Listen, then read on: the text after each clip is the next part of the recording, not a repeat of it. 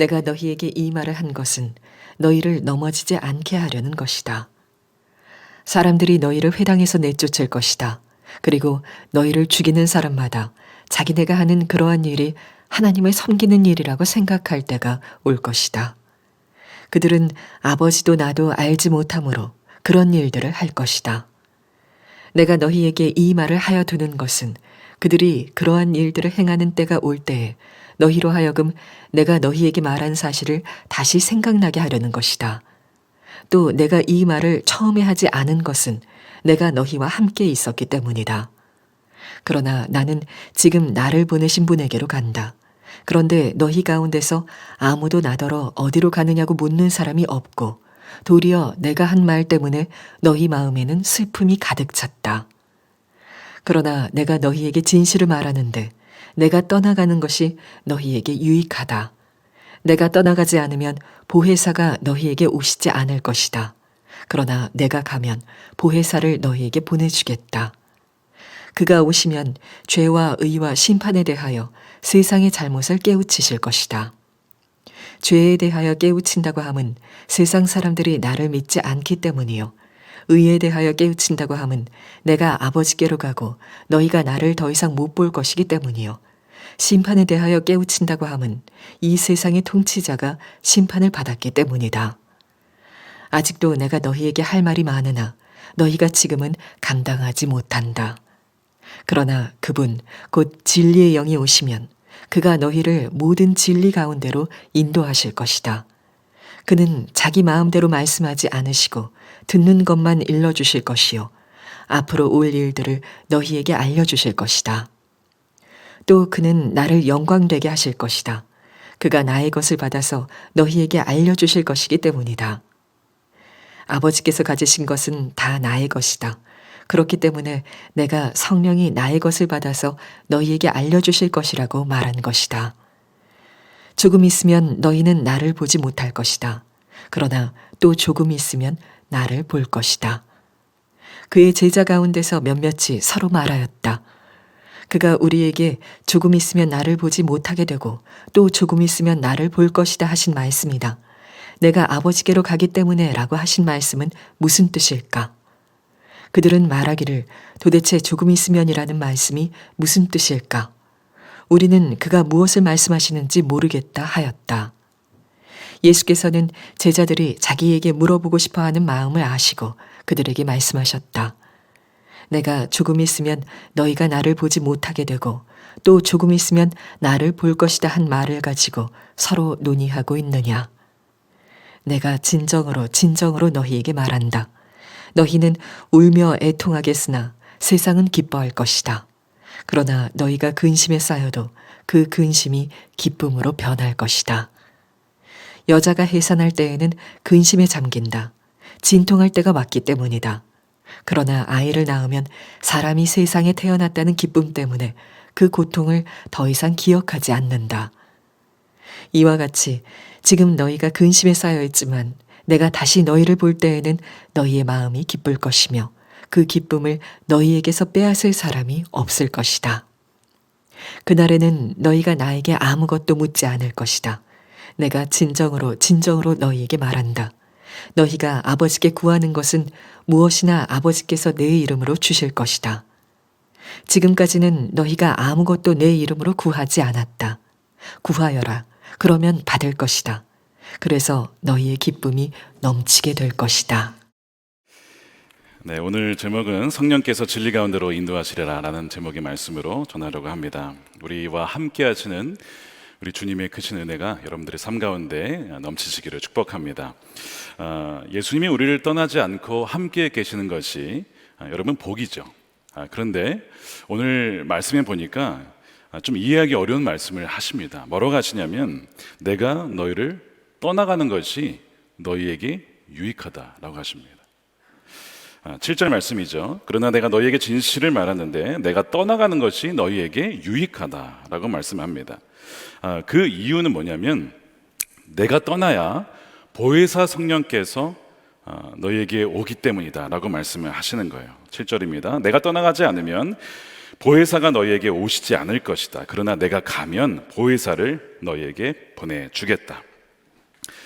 여러분, 보혜사 성령님은 우리 지난 몇 주 전에 말씀드렸다시피 파라클레토스라고 해서 우리 곁에서 부르심을 받은 자입니다. 그래서 고대 사회에서는 법적 소송을 맡은 어떤 변호인이나 또한 조언자, 대언자를 의미하죠. 요한일서 2장 1절에 예수님께서 우리의 대언자가 되어 주신다, 우리를 대신해서 말씀해 주시는 분이에요. 그분이 바로 예수님이십니다. 근데 그 예수님이 또 다른 보혜사를 우리에게 보내주시겠다라고 계속 14장부터 15장에서도 16장에서도 계속 반복해서 말씀하세요. 얼마나 중요하면 이 말씀을 하시겠습니까? 이 성령님은요, 그리스도의 영이시면서 진리의 영이십니다. 그래서 이 진리의 영이신 성령님을 통해서만 말씀을 이해할 수 있고 진리를 알 수 있고 진리 그 자체이신 예수님을 알 수 있게 된다는 거예요. 이 성령님의 주된 역할은 뭐냐면 우리로 하여금 예수님을 알게 하고 그분을 증언하고 우리를 그분께 인도하는 분이십니다. 그리고 예수님을 영광스럽게 하는 분이 바로 이 성령님이시죠. 요한복음 15장 26절과 16장 14절에 보면요, 보혜사 아버지께로부터 오시는 진리의 영이 오시면 그 영이 나를 위하여 증언하실 것이다. 16장 14절은요, 또 그는 나를 영광되게 하실 것이라고 분명히 말씀하십니다. 그래서 그 성령을 우리에게 보내주셔서 우리가 주님을 더 알게 되고 무엇보다 진리를 알 수 있도록 인도해 주시겠다라고 말씀하시는 거예요. 그래서 떠나는 것이 너희에게 유익한 것이다 라고 말씀합니다. 성령께서 오시면 우리에게 하시는 일이 있는데 우리를 모든 진리 가운데 인도하신다는 겁니다. 13절 말씀에 우리 함께 읽어보겠습니다. 시작.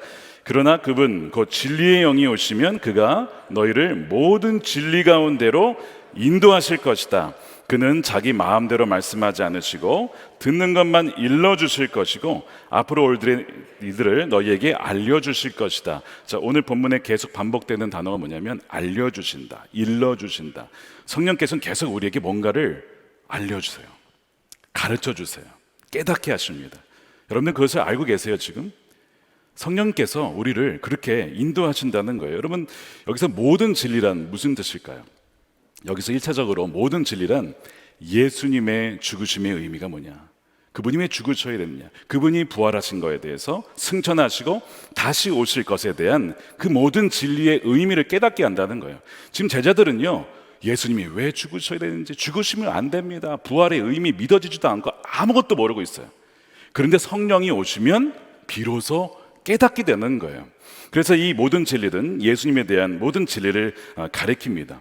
근데 그것만은 아니고요, 예수님으로 인하여서 우리가 알게 되는 것이 뭐냐면 이 세상이 어떻게 생겨났는지, 우리는 어디로 향하고 있는지, 이 세상의 끝은 어떻게 될 것인지, 그렇기 때문에 우리는 어떻게 살아야 하는지를 오직 예수님 안에서만 이해할 수가 있다는 거예요.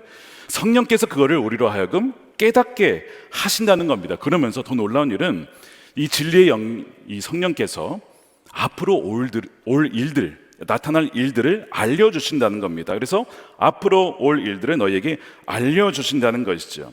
물론 이것도 예수님에게 벌어질 사건들에 대해서 알려주신다는 의미인데요, 그것을 더 넘어서서요, 실제로 성령께서는 다가올 일들을 예언을 통해서, 말씀을 통해서 알려주신다는 겁니다. 예를 들면 사도행전 11장에 28절에 보면 아가보라는 사람이 예언을 하는데 온 세계에 기근이 될 것이다 라고 예언을 합니다. 근데 그냥 예언이 아니고요, 성령의 감동으로 예언을 해요. 그리고 실제로 기근이 임해서요, 사도들이 다 구제금을 모아서 교회로 보내는 그런 일을 하게 됩니다. 사도행전 16장에 사도 바울이 비두니아로 가려고 했지만 성령께서 막으시고 그를 마게도냐로 인도하십니다. 그러면서 환상을 보여주시죠. 와서 우리를 도우라, 너가 가야 될 곳은 이곳이야 라고 성령께서 인도해 주셨어요. 그 다음에 사도행전 21장에 가면 또 아까 그 아가보 선지자가 무슨 얘기를 하냐면 바울이 예루살렘에 가면 감옥에 잡힐 겁니다 라는 것을 예언을 합니다. 역시 성령의 감동으로 그 예언을 해요.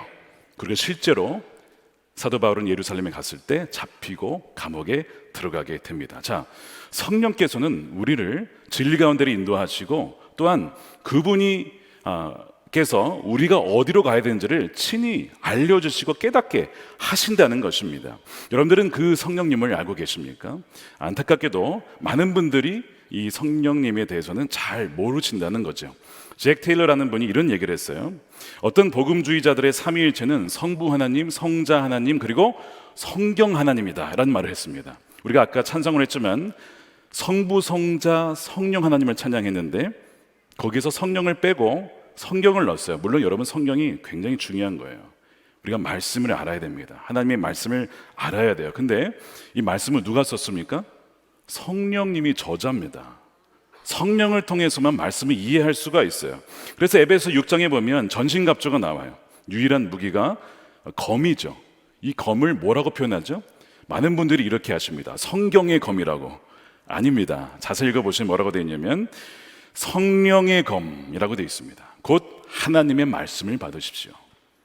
즉 이 말씀을 표현하는데 성령의 검이라고 말씀을 하고 있어요. 그러면서 이 말씀을 받으라고 했습니다. 이 말씀은 여기서 레마라고 해서요, 그냥 기록된 말씀이 아니고 spoken word, 들려지는 말씀입니다. 하나님 말씀이 음성으로 들려지는 거예요. 우리 내적 음성으로 성령께서 들려주는 것으로 들려지는 말씀이 이 레마라고 하는 것입니다. 근데 그것은 성령을 통해서만 들을 수 있는 말씀이에요. 그러니까 여러분들이 성령을 모르시면요, 이 모든 것들을 다 잃어버리게 된다는 겁니다. 여러분, 이 진리를 알려면 말씀을 알아야 되는데 말씀과 함께 성령을 통해서 말씀을 알아야 돼요. 그래서 이 성령과 말씀은 함께 가는 것입니다. 말씀을 성령을 통해 깨닫고 또한 성령의 인도하심과 예언은 말씀을 통해서 검증해 봐야 돼요. 모든 영을 다 믿지 말고 이것이 정말 하나님이 주신 말씀이고 또한 성령이신지를 말씀을 근거로 또한 그 영을 분별하라고. 그러니까 이 말씀과 성령을 함께 가야 된다는 것을 말씀합니다. 예수님께서 내가 떠나야 보혜사 성령께서 오신다고 하면서 8절부터는요, 이 성령께서 하시는 일이 무엇인지를 구체적으로 말씀을 하시는데 우리가 오늘 이거 다 다룰 수는 없어요. 굉장히 많은 말씀이 여기 담겨 있습니다. 크게 세 가지를 얘기하세요. 성령의 대언자, 그러니까 대언자 역할, 어떤 변호사 역할, 그 다음에 검사 역할이 있고요, 그 다음에 조언자 혹은 상담가의 역할, 이 세 가지가 있습니다. 이미 몇 주 전에 그 대언자의 역할에 대해서 말씀을 드렸어요. 그래서 오늘은 그 마지막 부분 조언자를 다룰 텐데 먼저 검사를 잠깐 보겠습니다. 성령님은요, 검사와 같은 역할을 하십니다. 검사긴 검사인데 판사 같은 검사예요. 자, 검사가 하는 일이 뭐냐면요, 죄를 밝혀내고 기소하는 겁니다. 당신은 유죄입니다. 당신은 이런 죄를 지었습니다라고 하는 것이 검사의 역할이죠. 자, 성령께서 무슨 일을 하냐면 누구의 어떤 것을 죄라고 기소를 하는데 세상의 죄를 밝혀낸다는 것이죠. 그것이 8절입니다. 그가 오시면 죄와 의와 심판에 대하여 세상의 잘못을 깨우치실 것이다. 이 세상 중에서도 하나님을 대적하는 권세자들을 상징합니다. 이 세상은, 그러니까 하나님을 믿지 않는 자들을 다 가리키는 거예요. 그들의 죄를 이 성령께서 검사가 되어서 그들의 죄를 기소시킨다는 것이죠. 그래서 이 기소하다를 우리가 오늘 본문에는 깨우치신다라고 되어 있어요. 어떤 번역에는 책망하다라고 되어 있고요, 영어로는 convict라고 되어 있습니다. 그는 유죄 판결이라는 뜻이에요. 성령께서 그 일을 하시는 거예요. 근데 그 죄가 뭐냐? 예수님을 믿지 않는 것이 죄다. 9절에 그렇게 나옵니다. 예수님을 믿지 않은 것에 대해서 성령께서 깨닫게 하시고 책망하신다는 거예요. 너가 이대로 가면 반드시 정죄를 받을 것이다. 어떻게 할 것이냐라고 성령께서 알게 하신다는 거죠. 이에 대한 정확한 예가 사도행전 2장에 나옵니다. 베드로가 성령에 충만해서요, 말씀을 전하는데 대상자가 누구냐면 안 믿는 사람들이에요. 예수님을 십자가에 못 박아 죽이라고 했던 그 악독한 사람들에게 성령 충만으로 말씀을 전합니다. 그랬을 때에 베드로가 어떤 말을 전하냐면 당신들은 누구냐? 십자가에 못 박은 그 예수를 당신들이 못 박았다. 당신들이 죽인 그 예수를 하나님께서 주와 그리스도가 되게 하셨습니다라고 했더니 이 사람들이요, 어떻게 된 거예요? 지금 마음이 찔렸어요. 그래서 사도행전 2장 37절에 사람들이 이 말을 듣고 마음이 찔려서 형제들이여 우리가 어떻게 하면 좋겠습니까? 라고 하는 거야. 자, 왜 찔렸냐면 성령께서 그들의 죄를 기소했기 때문에 그래요. 그들이 이것이 죄거나는 것을 성령에서 기소를 당하자 깨달은 거예요. 이러다가 우린 정말 사형 선고를 받고 죽겠구나. 그러면 우리가 어떻게 하면 좋겠습니까? 라고 하니까 베드로가 뭐라고 하죠? 회개하십시오. 여러분들의 죄를 회개하십시오. 그러면 죄 사함을 받을 것이고 그 다음에 성령을 선물로 받을 것입니다. 이런 얘기를 해서 그들이 다 회개합니다. 우리가 죄를 지었습니다. 우리 예수님을 우리가 우리의 구세주로 인정하지 않았습니다. 우리 죄를 용서해 주십시오. 성령께서 하는 일은요, 우리의 죄를 깨닫게 하시고 책망하십니다. 근데 이거는 단지 안 믿는 사람들에게만 벌어지는 것이 아니에요. 믿는 이들에게도 성령께서는요, 책망하십니다.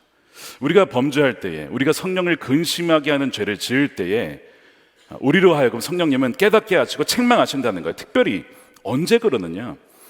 에베소 4장 29절 30절에 보면 성령님을 근심하게 하지 말라. 정확한 표현은요, 슬프게 하지 말랍니다. grieve.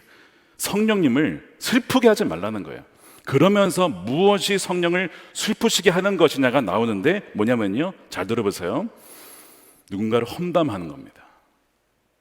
험담하는 거예요. 누군가에 대해서. 두 번째, 원한을 품는 거예요. 세 번째, 화내는 겁니다. 네 번째, 가시돋친 말로 다른 사람의 마음을 아프게 하는 것입니다. 이것이 성령님을 슬프게 하는 거예요. 대부분 우리의 말과 관련된 것들이죠. 그러면 성령께서 기소하십니다. 책망하십니다. 유죄라고 하십니다. 너가 죄를 지었구나. 너의 말 때문에 그 영혼이 실족했다는 거 너 알고 있느냐? 지난주 화요 중보기도회 때 우리 박주희 목사님께서 너무 귀한 말씀을 전해주셨어요. 성령께서 우리의 언어와 말을 바꾸기 원하신다라는 말씀을 하시면서 예화를 드셨는데요, 여러분 잘 아실 거예요. 살인범이자 탈옥범이었던 신창원 얘기를 하셨어요. 여러분, 신창원이 국민학교 5학년 때 가난했습니다. 돈이 없었어요. 근데 학교를 갔는데 선생님으로부터 폭언을 들어요. 야, XX야, 너는 돈도 안 가져오는데 뭐하러 학교 왔어? 빨리 꺼져! 이러면서. 그 말을 들은 신창원이 얼마나 마음에 상처가 됐는지 자기 형편도 모르고 막말을 쏟아 넣는 거예요. 아무리 학생이라도 그렇지 어떻게 그럴 수 있는가.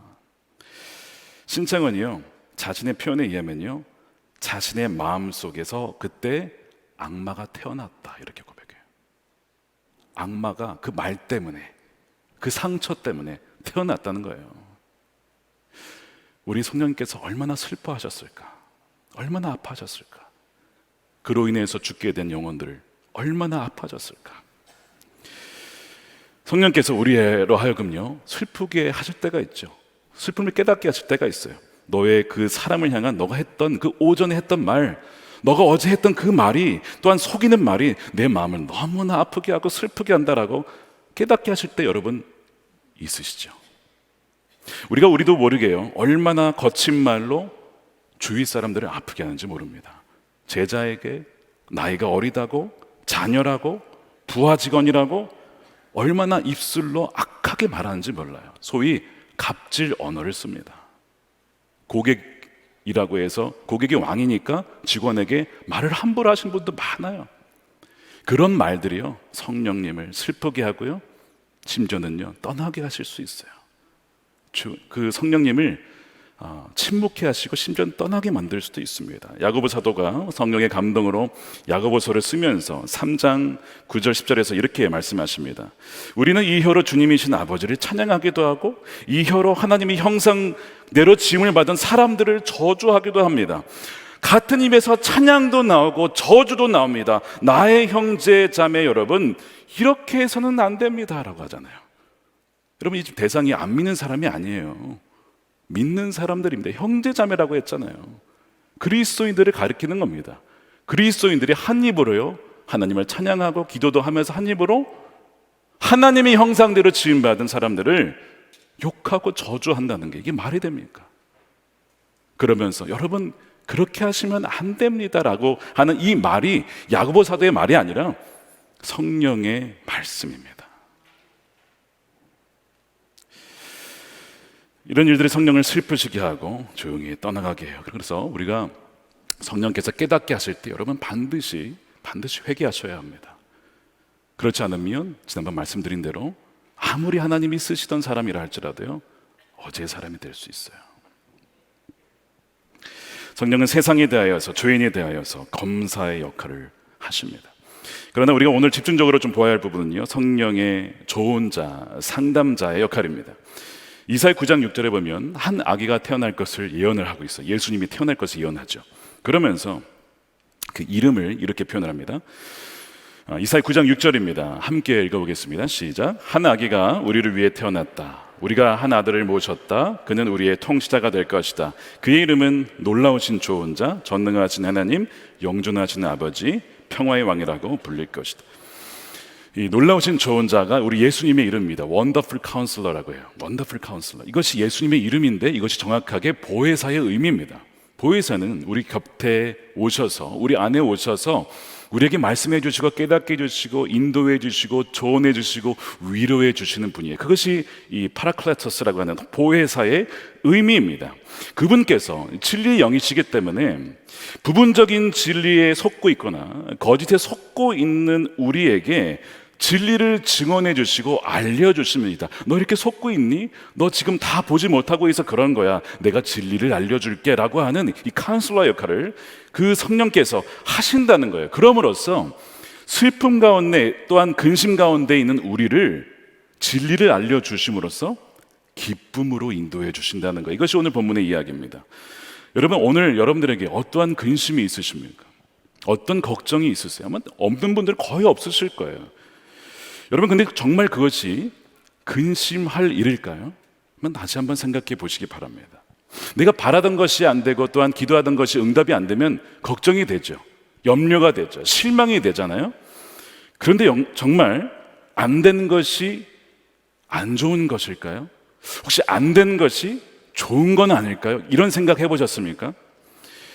살다 보면요, 우리가 응답이 안 되어 감사한 일들이 많습니다. 정확하게 오늘 제자들이 그런 경우예요. 주님, 죽으시면 안 됩니다. 막 그들이 근심합니다. 그리고 주님이 잡혀서서 돌아가시는 거예요. 얼마나 슬퍼하는지 몰라요. 근데 여러분 그거 아세요? 정말 예수님이 죽지 않으시게 되면 그거야말로 진짜 근심거리가 되는 거예요. 예수님이 안 죽으시면 어떡할 거예요? 우리의 죄를 누가 속량합니까? 우리의 죄를 누가 구속할 거예요? 정말 근심거리가 되는 거예요. 우리가 지옥에 가야 되니까. 그게 정말 근심거리죠. 근데 제자들은 그걸 모르니까요. 진리를 알지 못하니까 걱정하고 근심하고 막 슬퍼하고 막 애통해하고 있는 거예요. 그러니까 뭐라고 하시냐면 성령이 오시면 너희를 모든 진리 가운데로 인도하실 거야 라고 말씀을 하신 거예요. 큰 그림을 보게 하신다는 것이죠. 개신교 여성 독신 수도의 공동 창립자인 바실레아 슐링크라고 하는 분이 계십니다. 거의 100년을 사셨어요. 돌아가셨는데요. 이분이 100년을 살면서 얼마나 수많은 근심과 걱정거리가 있었겠습니까? 근데 그분이 살다 보니까 근심거리가 아니고 고난이 있지만 단지 이거는 고난만은 아니더라는 것을 이분이 알았습니다. 그래서 그녀가 근심거리가 있을 때마다 자신에게 이것을 물었대요. 내가 이것 때문에 걱정하는 것이 하나님의 뜻인가? 한번 물어보세요. 내가 이것 때문에 걱정하는 것이 정말 하나님의 뜻인가? 이것을 모르니까요, 대부분의 걱정할 일이 사라지더라는 거예요. 그래서 그녀가 쓴 책이 뭐냐면 고난이 내게 준 선물이란 책인데 원제가 The Hidden Treasure in Suffering, 뭐냐면 고난 속에 숨겨진 보물이라는 거예요. 고난인 줄 알았는데 고난은 맞는데 힘들긴 하지만 감추어진 보물이 있더라는 것을 이분이 100년을 살면서 깨달은 거예요. 여러분 20절과 22절에 보면요, 예수님은 제자들이 곧 근심에 쌓이고 너희는 울며 애통할 거야 라고 말씀을 하십니다. 바로 예수님이 죽음 때문에 그렇죠. 그런데 그 뒤에 20절 뒤에 보시면요, 그러나 라고 나와요. 너희는 근심에 쌓여도 그 근심이 기쁨으로 변할 것이다. 말씀드린 대로 제자들이요, 왜 예수님이 죽어야 하는지를 여전히 알지 못합니다. 그래서 주님이 잡히시고 죽으셨을 때 그들은 너무나 슬픔에 쌓였던 거예요. 그런데 주님은요, 그 근심이 변하여 기쁨이 될 것이다 라고 말씀합니다. 어떻게 그것이 가능하냐? 말씀드린 대로 진리의 영이신 성령님이 너에게 오시면 이 모든 것을 깨닫게 하셔서 너희의 근심거리가 기쁨이 될 것이다 라고 하시는 거죠. 정말 할렐루야 아닙니까? 아멘이죠. 아멘이죠. 그러면서 예수님께서 너무나 정확한 비유를 드셨는데요, 바로 산모의 해산에 대한 비유를 드셨어요. 21절에 여자가 해산할 때에는 근심에 잠긴다. 진통할 때가 왔기 때문이다. 그런데 아이를 낳으면 사람이 세상에 태어났다는 기쁨 때문에 그 고통을 더 이상 기억하지 않는다는 거죠. 산모가 해산할 때가 되면요, 내가 잘 날 수 있을까? 건강하게 날 수 있을까? 이 아이는 건강하게 태어날까? 여러 가지 그 근심에 쌓이게 됩니다. 저희 첫째를 낳을 때요, 11시간 넘게 진통을 했어요. 밤 12시에 가서 그 다음날 11시 반에서야 정말 힘들게 아이를 출산했습니다. 얼마나 힘들었는지 마치 꼭 제가 낳은 것처럼 얘기하는데, 제가 낳은 건 아니고요, 저희 아내가 낳는데 저 옆에서 함께, 부부는 한 몸이니까 함께 고난을 같이 감당을 했습니다. 어떻게든 저도 고난을 함께 했다는 것을 좀 알아달라는 거죠. 아이를 낳을 때는요, 너무 아프니까요, 그런 얘기를 해요. 사실 다시는 낳고 싶지 않다, 이런 얘기를 거의 대부분 산모들이 얘기를 합니다. 근데 태어난 아이를 보면요, 그 아이 때문에 그 고통을 잊는다는 거예요. 그래서 저희는 둘을 더 낳아서 셋을 낳은 겁니다. 그것도 제가 아파서 낳은 건 아닌데, 어쨌든 아내도요, 다 잊어버린다는 거. 너무 아이가 예쁘니까 그 고통이 사라지더라는 것이죠. 주님이 말씀하신 포인트가 이겁니다. 고통을 주었던 그 아기가 이 고통의 원인이었는데 이제는 뭐가 됐어요? 기쁨의 원인이 되더라는 것이죠. 지금 예수님 말씀하신 게 뭐냐면요, 우리가 지금 근심하고 있는 것이 무엇이냐, 뭐 지금 진로의 문제냐, 질병이냐, 자녀냐, 직장이냐, 여러 가지가 있을 수 있어요. 주님의 말씀은 너가 A로 근심을 하고 있느냐, 그러면 내가 B를 줘서 기쁨을 줄게가 아닙니다. 주님은 나의 근심을 대체함으로써 다른 위로를 주시겠다는 것이 아니에요. 그 근심과 걱정이 변하여 기쁨이 되게 하시겠다는 거죠. 여러분, 정말 이것은 여러분 믿으셔야 합니다. 우리에게 저주가 되었던 것이, 또한 십자가의 그 저주가 우리에게는 영원한 복과 기쁨과 생명이 되었다는 것이죠. 23절에 보니까 언제 그렇게 되느냐, 그날에는 너희가 아무것도 묻지 않을 것이다. 그 이유는 예수님, 부활하신 예수님을 만나니까 알게 된다는 것이고, 또 하나는요, 그날은요, 성령님이 부어주시는 날, 그날에는요, 진리의 영으로 말미암아 우리가 알게 될 것이다 라고 말씀을 하시는 거예요. 진리의 영 때문에 우리는요, 부분적으로만 알고 있었던 우리의 인생의 나무만 보았던 우리의 인생을 전체 숲으로 보게 되고, 전체 이야기 속에서 하나님의 이야기 안에서 우리의 이야기를 보니까 우리는 기쁨으로 살아갈 수 있다는 것입니다. 여러분, 에스더서에 보면요, 잔칫날이 나와요. 근데 그 원래 잔칫날은 잔칫날이 아닙니다. 초상날이었어요. 죽을 날이었어요. 근데 그것이 변하여서 잔칫날이 되는 겁니다. 에스더 9장 22절이에요. 그날에 유다 사람이 원수들의 손에서 벗어났으며, 그날에 유다 사람의 슬픔이 기쁨으로 바뀌었고, 초상날이 잔칫날로 바뀌었으므로 모르드게는 그 이틀 동안을 잔치를 벌이면서 기뻐하는 명절로 지키도록 지시하였다. 놀라운 일이죠. 주님 안에 있으면, 또한 진리이신 성령의 인도함을 받으면 우리가 지금 현재 느끼는 근심과 아픔도, 그것도 주님께서는 변하여 우리의 기쁨이 되게 하실 수 있다는 겁니다. 요한복음 16장 23절에 그래서 너의 기쁨이 넘칠 것이다. 너희가 아버지께 구하는 것은 무엇이나 아버지께서 내 이름으로 주실 것이다. 구하여라, 그러면 받을 것이다. 그래서 너희의 기쁨이 넘치게 될 것이다. 놀라운 일은 뭐냐면, 너희가 기도할 때에 이제는 내 이름으로 기도하고 성령에 의해서 기도를 하게 되면 무엇이든지 너희가 얻게 될 것이다. 너희의 기쁨이 넘칠 것이라고 말씀해. 어떻게 이것이 가능할까요? 성령이 우리 안에 계시면 우리는 기도할 바를 어떻게 기도할지 몰라요. 주님, 이것이 근심거리인데 정말 이 근심거리를 기도해야 됩니까? 아닙니까? 우리 이걸 몰라요. 근데 성령께서는 우리를 위해서, 우리에게 필요한 것이 무엇인지를 아시니까 하나님의 뜻대로 우리를 위하여 어떻게 하신다고요? 그분께서 대신 간구하신다는 거예요. 그래서 성령으로 기도하게 되면요, 뭐든지 다 구하여지는 대로 하나님께서 들어주신다는 놀라운 약속이에요. 여러분, 이게 정말 우리에게 주신 놀라운 복이고 하나님의 약속입니다. 그러면 내가 너에게 주는 평강을 너희가 누리게 될 것이고, 용기를 내라. 왜냐하면 내가 세상을 이미 이겼다라고 말씀을 하시는 겁니다. 요셉이 구덩이에 던져졌습니다. 그리고 노예로 팔려갑니다. 감옥에 갇히는 저주 같은 인생을 살았어요. 그러나 하나님은 그의 근심과 슬픔을 바꾸셨어요. 애굽의 총리를 세우시고 그를 통하여 애굽과 형들과 온 가족을 살게 하셨습니다. 창세기 50장 19절에 그가 이렇게 고백하죠. 형님들은 나를 해치려고 하였지만 하나님은 오히려 그것을 선하게 바꾸셨습니다. 오늘과 같이 수많은 사람의 생명을 구원하셨습니다. 그러니 형님들은 두려워 마십시오. 이렇게 요셉은 그들을 간곡한 말로 위로하였다. 요셉은요, 감옥 속에서 하나님의 진리를 깨달았습니다. 거기에 뭐 성경이 있었나요? 아니죠. 진리의 영이신 그 하나님의 영이신 성령께서 그를 깨닫게 하신 거예요. 말씀을 들은 거예요. 그래서 시편 105편 17절에 그가 한 사람을 앞세워 보내셨으며 요셉이 종으로 팔려도다 곧 여호와의 말씀이 응할 때까지라 그의 말씀이 그를 단련시켰다. 말씀으로 요셉에게 위로해 주시고 너가 지금 있는 인생 고통 이게 다가 아니야 라고 하는 것을 말씀으로 보여주시니까 요셉이 고백하는 거예요. 악을 하나님께서 선으로 바꾸어 주셨습니다. 이 큰 그림을 그가 보게 된 것이죠. 그러면서 좋은 자이신 우리 하나님의 영, 이 성령의 도움을 받자 자기가 이제는 형님들에게 위로자가 되죠. 형님들 두려워 마세요. 염려 마세요. 그가 위로하잖아요. 바로 성령이신 그 위로자이신 그분의 인도함을 받는 자가 바로 이 요셉이었기 때문에 그렇습니다. 아가보 선지자가 성령의 감동으로 예언을 했죠. 예루살렘에 가면 바울이 잡힐 것이다. 바울이요 도망가지 않았습니다. 그것이 성령의 뜻이라면 제가 가겠습니다. 잡혀갑니다. 감옥에 갇혔어요. 선교를 하지 못하잖아요. 근심거리죠. 걱정거리죠. 염려거리잖아요. 그런데 그가 어떻게 고백하죠? 그가 이런 얘기를 해요.